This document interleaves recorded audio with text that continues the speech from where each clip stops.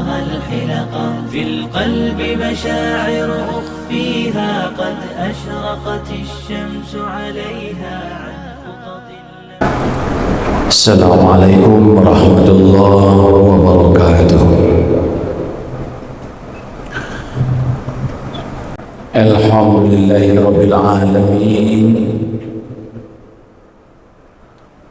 هو الأول والآخر والظاهر والباطن وهو على كل شيء قدير. شهادة أن لا إله إلا الله وأن محمدا رسول الله وبعد.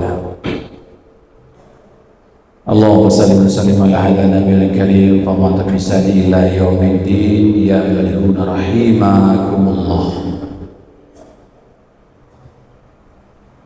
ittaqullah haqqa tuqatih wa la tamutunna illa wa antum muslimun.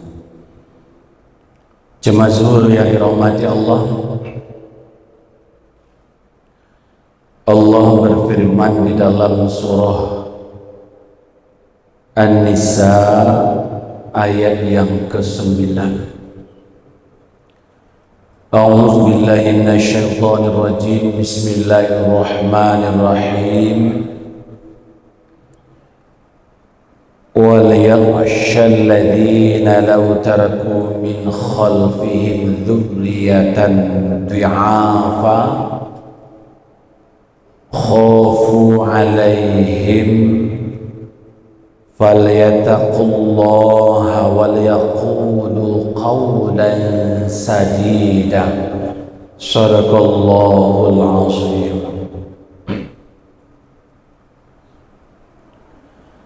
Suatu saat sahabat Nabi Sa'ad bin Abi Waqqas bertanya kepada beliau,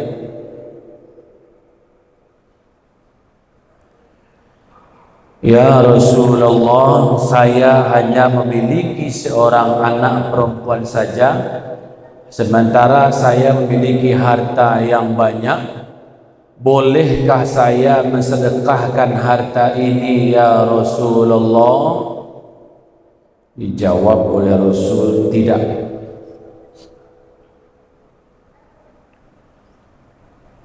Lalu ditanya kembali oleh Sa'ad bin Abi Waqqas, kalau tadi sepertiga mungkin tak boleh, saya kurangi lagi dari 2/3 menjadi sepertiga saja. Ya Rasulullah, bagaimana kalau sepertiganya saja ya Rasul? Bolehkah? Dijawab oleh Rasul, tetap tidak boleh.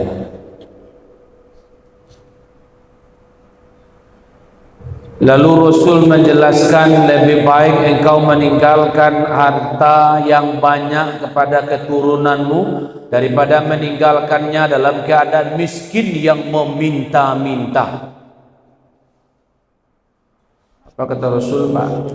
Lebih baik meninggalkan harta yang banyak terhadap anak dan keturunanmu daripada meninggalkan anak dan kemenakan kamu itu dalam keadaan miskin yang meminta-minta. Maka turunlah ayat ini menegaskan apa yang disampaikan oleh Rasul.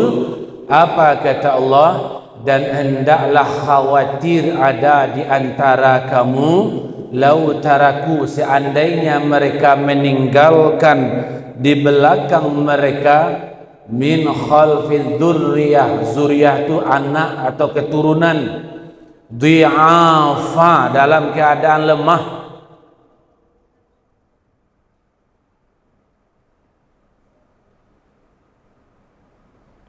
Potongan tengah ayat, falyattaqullah, ayat ditutup dengan walyaqulu qaulan sadida.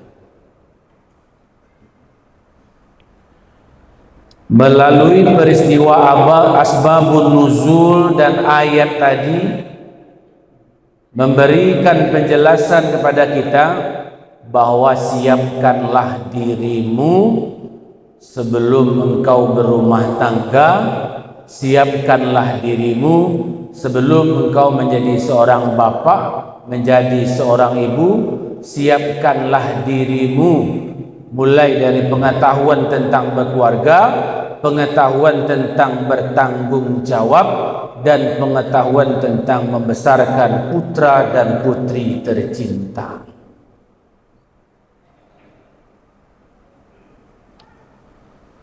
Tapi kadang-kadang di antara kita kurang menseriusi apa sebenarnya yang lebih diseriusin oleh Allah Subhanahu wa taala.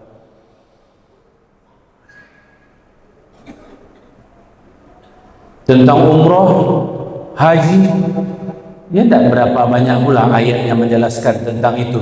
Tetapi agen-agen yang mengajak kita untuk umroh sampai ke desa-desa, sampai ke RT-RT. Pelaksanaan ibadah puasa hanya satu saja ayatnya, kutiba alaikumusiyam. Tapi semuanya dikondisikan, jam kerjanya dikondisikan, jam istirahatnya dikondisikan, jam belanjanya dikondisikan, makan keuangannya pun dikondisikan. Tapi ayat yang bicara tentang rumah tangga, ayat yang bicara tentang pernikahan, ayat yang bicara tentang bentuk keluarga yang sakinah, mawaddah warahmah, itu ayatnya ratusan. Ratusan. Tapi kayaknya ini kurang diseriusin. Justru yang diseriusin itu mencari harinya. Diseriusin itu apa? Prawidingnya. Diseriusin itu apa? Seserahannya.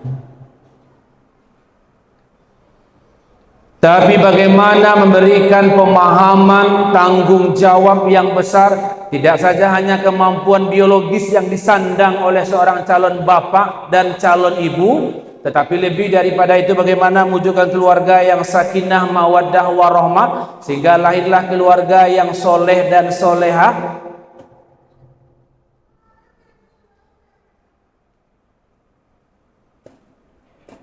Terlalu anyar nampak di mata kita, tidak hanya lagi di medsos, tapi di lingkungan kita. Ada anak yang hobinya tawuran.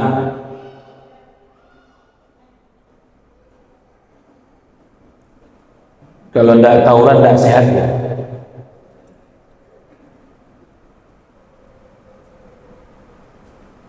Ada anak yang tidak mampu menjadi pribadi yang baik, disekolahkan malah tidak datang ke sekolah, lebih banyak waktunya terbuang di luar sana.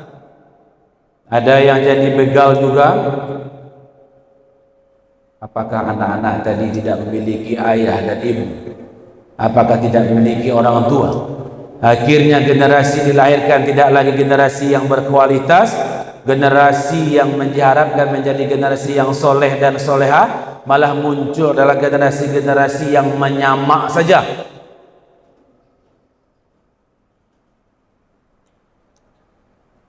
Maka tidak salah Rasulullah mengatakan bahwa nanti umat itu akan ibarat seperti buih di lautan, banyak tapi tidak berkualitas. Maka Allah telah menyentil kita untuk ini semua. Kalau kita berkualitas, menjadi bapak yang baik, tentu memberikan gizi yang baik pada waktu istri dalam keadaan mengandung, maka orang-orang Islam, maka orang-orang beriman tidak akan pernah melahirkan anaknya dalam keadaan stunting. Kenapa? Dia khawatir anaknya lemah secara kesehatan. Tidak ada anaknya yang menganggur. Kenapa? Karena dia khawatir anaknya tidak terlengkapi pendidikan dan ekonominya. Dan tidak ada anak yang tidak masuk ke masjid, yang tidak berjemaah, yang tidak mengaji. Kenapa? Dia khawatir kalau akidah anaknya dalam keadaan lemah. Maka sekali lagi Allah menjelaskan kepada kita, khawatirlah di antara kita, cukupkanlah, jagalah kesehatannya dengan baik, dengan berikan gizi yang cukup, dan berikanlah perhatian yang baik, sehingga dia menjadi generasi yang tangguh, generasi yang berkualitas, tidak sedikit-sedikit minta tolong. Masuk kuliah minta tolong, bikin skripsi minta tolong, masuk alat minta tolong, melamar pekerjaan minta tolong. Berarti memang tidak mampu.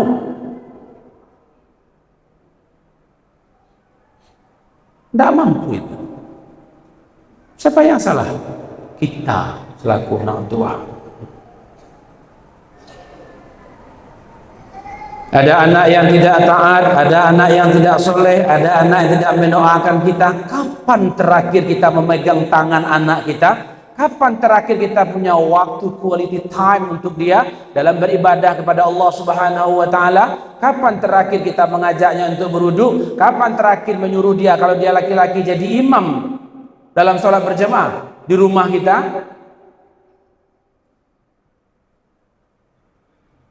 Inilah kekhawatiran yang dijelaskan oleh Allah Subhanahu wa taala. Jika kita membaca surah An-Nisa ini, maka selaku hamba Allah yang baik, tentu kita akan menjadi bapak yang baik, mempunyai keturunan yang berkualitas. Jangan naik sekolah, naik kelas atau hari raya atau lebaran minta baju ke omnya, minta baju ke tantenya. Kenapa anaknya terlalu banyak? Sekolah tidak bisa. Kenapa kamu nggak kuliah nak? Iya, karena adik saya ada 9 pak, tidak bisa mungkin saya kuliah. Hati-hati, falyattaqullah, bertakwalah kamu kepada Allah Subhanahu wa taala terhadap apa yang telah diamanahkan kepadamu. Wal yaqulu qaulan sadida, dan bertutur kata yang baiklah kamu terhadap apa yang dibebankan oleh Allah kepadamu.